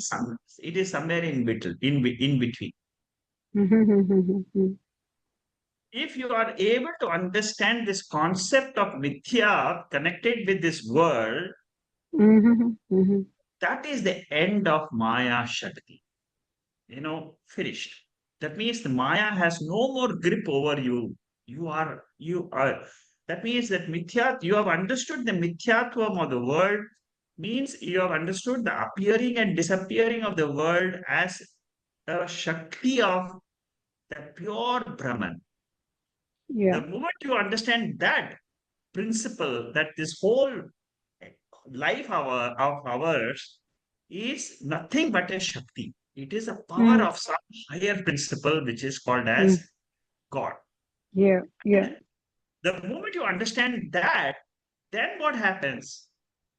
That is what is described in the fourth chapter of Mandukya. It says, from that, when you look at this whole world of experiences of waking, dream, and sleep, the whole thing is like a magic show. It just appears, Mm. disappears. In a magic show, you don't you see some things, but they are really not there. Yeah. Yeah. Yeah. So similarly, this whole world of experiences is nothing but it is really not there. It is seemingly there. That is the ultimate knowledge which you have to learn as your real nature. The And moment just as you enjoying, the magic show we enjoy because we are aware of it, isn't it? correct. You see, you are Yeah. aware of it, you understand. But here in the magic show of the world, you're not aware of it. All the time. Let's say all the All time. the time. Oh, You see? yeah. And many times you can get very caught alert. I'll give just a little example. Sometimes, when you're so full and enjoying so much of the Vedanta, you often cannot realize that the person whom you're speaking to, it was my own brother actually. I was speaking to him, and I just got so absorbed in it, because I was just reading, early in the morning, and it was just so wonderful. So I was totally caught up, and I was just going on talking about it until he really turns around, and then I was feeling so angry with myself. Why did I waste my breath? Do you have any tips of finding very quickly of who not to speak to? Because there's no point, you waste your breath. I was really No, no. annoyed after having all I that hope your brother is not joy. listening to this talk. No, no, no, no. Yeah, no, no. He is, no. I mean, it's sad, but yeah. Yeah, no, it's okay. You see, we get caught up in our own, delusions, and this is one of the delusions. That's all. But I'm enjoying the Vedanta so much. Yeah, And why is it okay to desire to share? I mean, I feel yeah. You must share. You must share what you have learned, but you must get a receptive audience. Don't go and talk to every taxi driver. You do you know your Atma or not? Oh God. For him, Yeah, there is, no. don't mislead somebody who doesn't. So this Yeah, mithya is something, it's a concept which you know only through Veda. yeah. So Thank it is thank God we've got the Vedanta students community, so I feel very happy. Yeah, good, thank very God good. for it. Thank you, Yeah, Shama. Thank you. thank you. Yeah, Jacqueline, you had put up your hand. Yes, Mr. Shekhar, namaste. I had just have one question. In the scripture, right? let's say somebody went to heaven, right? Where is the soul? Where is the soul at? The soul is always in heaven. Is If you it? go to, if you say that you are gone to heaven, see, what is the meaning of soul? You should first clarify. See, the soul has got two aspects. One is it is attached to the body. Another is it is not attached to the body. It is like the two birds in a tree. One bird is always looking for the fruits in the tree and keep on trying to eat the fruits. So if you're gone to heaven and you're enjoying all the benefits in the heaven, you have delicious food, you remain as at the age of 18 for a long time. Your 19th age doesn't come for a long, long time. So these are all the benefits of Swarga, they say, of heaven. Now, the soul realizes that this is not permanent. In the heaven also, the soul is the one which, suppose it realizes it is not permanent, then it looks the other direction and it says, oh, I have another nature which is consciousness, pure consciousness. Then that soul understands its nature. Otherwise, what will happen? Come back to this earth again and start doing yoga again. You will start the journey one more time. You'll start learning the scriptures again. Till you realize that you are the always unborn. You see, this consciousness, the awareness principle in which this whole universe is appearing and disappearing, that is the ultimate nature which I have to realize. There is something permanent in this world. That permanent thing is called as consciousness. That permanent thing is called as Atma. It is called as the pure soul, not the soul which is mixed up with the mind and body. Oh. The soul which is mixed up with the mind and body is called as it's called as a person. It is called as Jacqueline. It's called as Ganesh. It's called as Venkatesh. It's called given names. But the pure soul is Atma. You are Atma, I am Atma, everybody is only Atma. See, you try to understand, you will ask me the question, how do I know this Atma? In this Upanishad, it says that there is a spirit, this Atma it is formless in nature. It is formless. So Okay. formless in nature is everybody's nature is actually formless. But it becomes a form nature. Why does it become a form nature? Only because you say, I am this body. Oh. I am this body, then you say, I am Jacqueline, I am having a brother, I'm having a husband, I'm having a sister. All this is in connection with the body only. The moment you shift your attention by the study of these texts, then what happens is you can say, I am the pure consciousness, which is birthless, it is deathless, and it is changeless. Now, what I'm saying is very difficult for you to assimilate and own up that consciousness initially.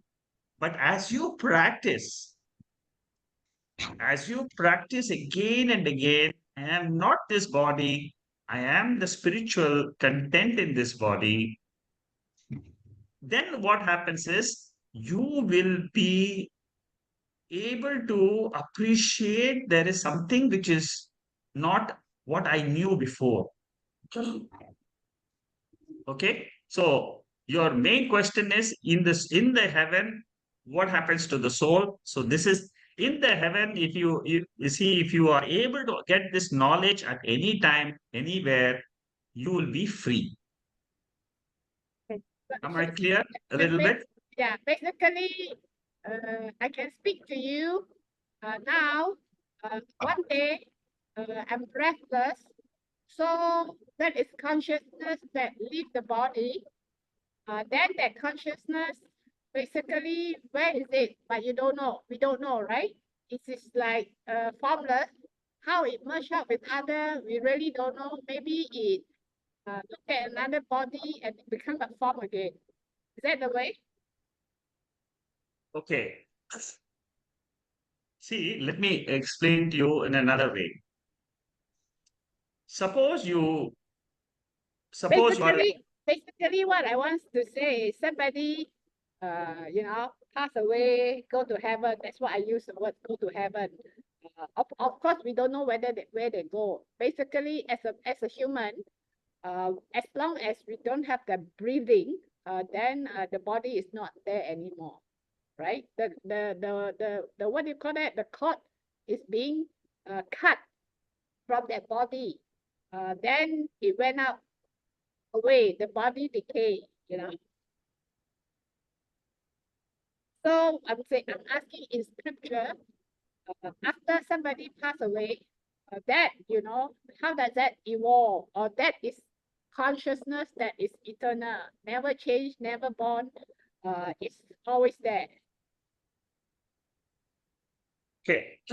See, there are two types of results which happen after death. One is, suppose you don't have any knowledge about this Atma, the spiritual content, and all that. That is what 99.9% of all of us, we are in that state. We just leave this body. That means what? When the breath in this body goes away, this breath in the body is determined by some principle. That principle is called as law of action and reaction. The whole world is nothing but it is a playground for a soul to come and do certain actions, take some rewards, and then leave the body. Again, take another body, come back to this world. That is the normal way which the scriptures they describe. So when you leave this body, generally what they say is immediately there is another small sukshma body, subtle body, which you already are. That is what in some of the scriptures it is said Okay. that immediately when you leave this body, that devata, the Agni devata or the fire principle donates you the next body. Suppose you Oh, are a believer, you're in this rebirth, okay. then that Lord who takes you away from this body, he gives you another birth. Okay. Immediately you get another Sukshma Sharir. That Sukshma Shariram, that subtle body looks for the parent, Oh, which will give the gross body. oh, So okay. enter the parent, that subtle body will enter the parent, which will give the gross body to that Sukshma Shariram, to that mind intellect equipment. It goes in search of that body, that parent, which will give the conducive environment. Now that is decided by some other higher principle. You don't have anything to say on that. Okay. Okay, so that is what really happens to most of us, Okay. that we keep on taking a birth after birth. Rebirth happens again and again, Okay. till we realize that I am not this traveler. Oh, See, this travel is called as samsara, or it is called as a cycle of birth and death. okay. Okay, so this cycle continues for most of us, and but when we study the scriptures, Yeah. there is a possibility that you can say that I have come out of this cycle. Oh, okay. There is a possibility that you can say, I am out of the cycle of birth and death. Okay. And that is how you can come out of that possibility is being described in this the text which we are learning. Okay. Okay. Appreciate. I mean, there's another aspect. It's really Correct. interesting. It is another field of study. Okay. Okay. Appreciate. Yeah. Okay, Jacqueline. Thank you. Yeah, Shanta, go ahead. Namaste, Shekharji. I was just trying to, as you mentioned when Shamaji was saying about discussing things, and I usually don't like to discuss with people because they don't understand or they think you're stupid. So I avoid as much as Okay. Anyway, possible. that's yeah, okay. But then on Fridays I teach in a university, and there is a student who happened to uh, get into spirituality, but he's into two extremes, and he was just talking, and I don't know why he just felt, because maybe on certain aspects when I say some things he picked up that I could be, and I told him, I said weekends I'm very busy doing these things, so probably that's the reason he sort of started sharing. And he said to me yesterday when I was, in the university, he said his childhood trauma. So he said he spent last week rest, thinking and going through his past, what mistakes he did. And I said to him, my response was, don't think of what has happened. Think of present and think of what you can do. Yeah. That was my answer to him. But he said he needs to heal his past. And I didn't know, I didn't want to get into what he was talking. But he Mm. said there was something was, he used to be a crying child and crying for everything, or, uh, very emotional in everything. But one day he had a very, I mean, he was very sick, and he was almost, not eating for many days or whatever. And he got in when he was sleeping, he saw suddenly in the dark some red eyes and some sort of energy or something which was sucking him. And he got very scared and he ran out of that room. And he said that was the changing point for him, from being a very emotional, crying type child to a different personality. Now he's very unattached to his parents, or that sort of thing, because he said even if I had to go for a small school trip, I wanted to come home. I was missing my parents. And now he's in the UK, he doesn't miss his parents, he doesn't want to talk to them. So he was trying to ask me, what is it, because when he had that experience, he did not know what was happening, but he could see that visible change in him, some sort of transformation. So I couldn't help him in this because my knowledge is limited.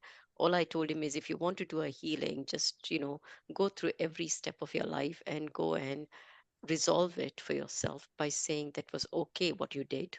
There was nothing wrong. It was at that time I felt what was right. And that's how I asked him to heal himself.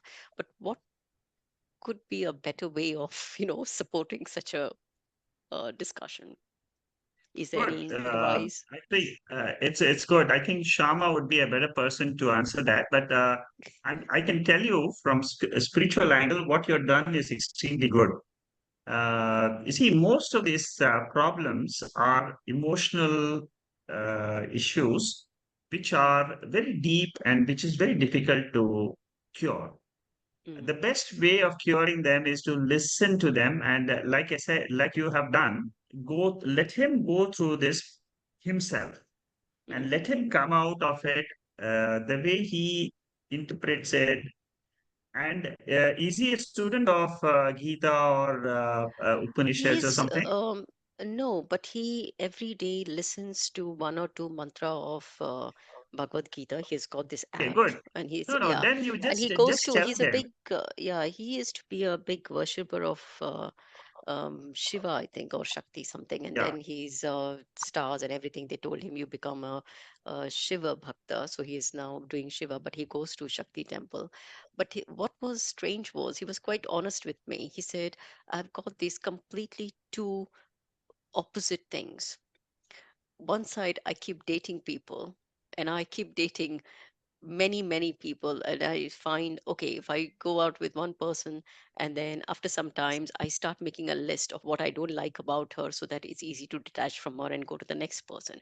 And on the other side, he wants to go to the temple and watch the mata and just be engrossed in that meditation and all this. So I just was surprised how he can be, two opposite poles. And he says, I just go from one end to the other. But I have no idea. I'm very happy he's been able to share this openly. Not many people will share these things, he's sharing with you completely his whole internal turmoil which is going on, which is good for him. Just guide him to just spend a little bit more time in the Gita, and eventually, see, the problem is each one of us are going through our life's journey Mm, in our own selected portion of our life as decided by the law of karma. mm, So he is going through his life. You tell him that this is your life. This is what whatever you see. I 100% believe in whatever he has gone through, because mm, this is absolutely a naked truth of what he has gone through. mm, So is I'm very happy he's been able to be completely transparent to you. So guide him in the same way. You tell him, okay, what I think your guidance of forget the past, look at the future. But for him, the mm. past is not easy to forget. Yeah, that's what he said. So I told him to It go is through that. yes, Uh, for him. See, that the way I look at it is, it is the status of our mind. yes. The mind, human mind, is is so many different types, because the human mind has got a past. You Mm, see, the human mind never forgets what happened in the past. For example, he is saying to you that about his childhood. mm, Now, that memory of the childhood is a vasana which has gone deep into his. It is mm, that vasana is going around like a groove in his mind. It's mm. like a it's like a gramophone which is going Yeah, round and round and round and, round and and round. the Yeah. same groove again and again. Yeah, so I told him to go and the only because I remember going for a course where they take you through this process where they ask you to imagine you're walking on a corridor towards a light, and on either sides there are doors. Each door corresponds to your lifetime or whatever, and you have to open whichever door you want. And I said, you know what? Try doing that. And he said, you know what? If I have to, I would not open any of the doors. I said, no. Every step you stop, you open the door, see what it is there, try to heal that, and then come out of it. And until and unless you do that and you walk towards that light, you will not be able to heal yourself completely. I mean, this is what I have gone through. I've done it myself, I've done it Yeah, for my friend. um, and I've done such things, for others, my sister, my friends. So I told him I don't have this 2 or 3 hours to do this with you, but I told him do it yourself and yeah, pass through it, because until unless you open that door and then you resolve it and solve it, closing is not an option. Not opening it is not an option because it's going to haunt you. I yeah. mean, that's what I feel. I don't know. You know what the problem is, our life is there are certain portions of Mm, our life where we are totally have absolutely no control over it. mm, There are certain portion of our life, our thought patterns. mm, At certain times you may be able to change your direction of thoughts. You may be able to change uh, your mindset and so on. But there are certain thought processes which are very very deep, which is extremely difficult. mm. This Yeah, person and is having that problem, and there are yeah. many people. He is not only one. Mm, Almost every one of us have got this problem, where one thought pattern rules mm. our life throughout, and it keeps Throughout. on telling me again and again, and I every I time I yeah, just go I back to the same thought pattern. yeah, I don't know what is his, why, but he seems to be quite he said to me, I come to your class and when I sit and see you, I feel I get some energy. I and so as soon as my class finishes at 5 o'clock, and he says, okay, shall we talk about spirituality now? And I said, no, I need to go home. you know. So No, can I then I just just interrupt? yes, Yeah. yes, sure, Shama, sure, you Shama. want to read Yeah, what's yeah, no, quite clearly, this is a very troubled young lad, and I think he has had a very certain childhood trauma, and Yeah. he really needs help. Oh, And okay. it's really, those are the childhood traumas, they are so deep. Even as an adult, he's got his full intelligence and all that, but it is something that has happened during childhood. It's very extremely difficult on your own to actually disentangle all of that. So, and this very much falls in it. So, which then leads later on to an insecure attachment. So this comes under the group of attachment disorders. So this poor lad, he's obviously wanting somewhere to connect with, but his traumatized past, he needs to heal actually. Yeah, And he on did his say own, that. it's very, yeah, and on his own, it was extremely difficult. I wouldn't expect him to.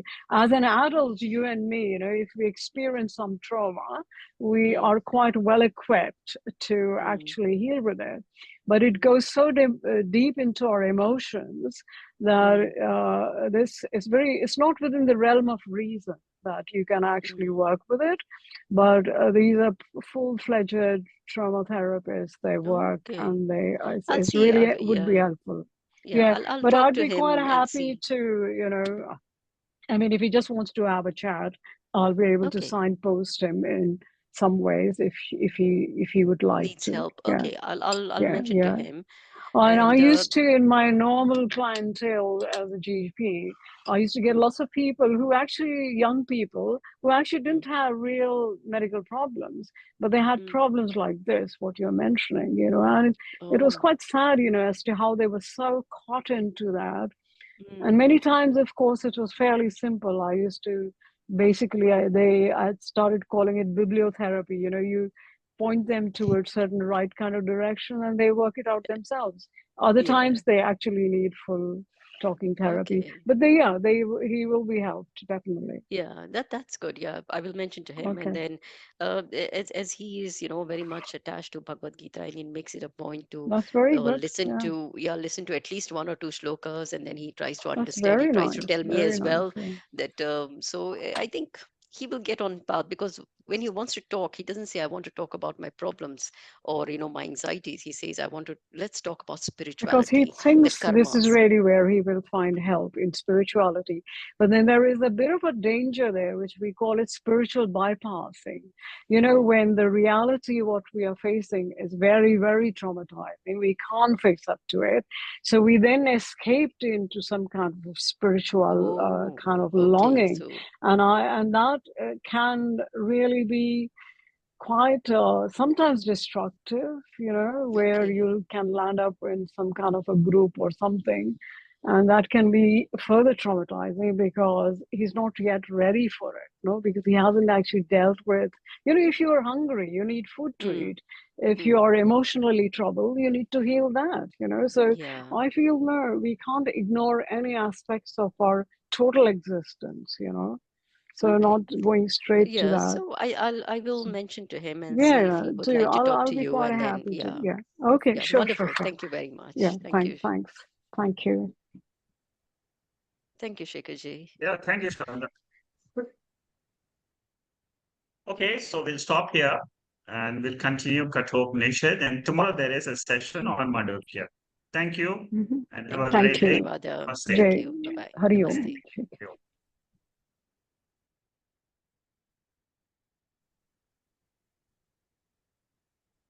Thank you, Shekharji. Thank you so Thank you. much. Thank you. Namaste. Thank Thank you. you. Namaste.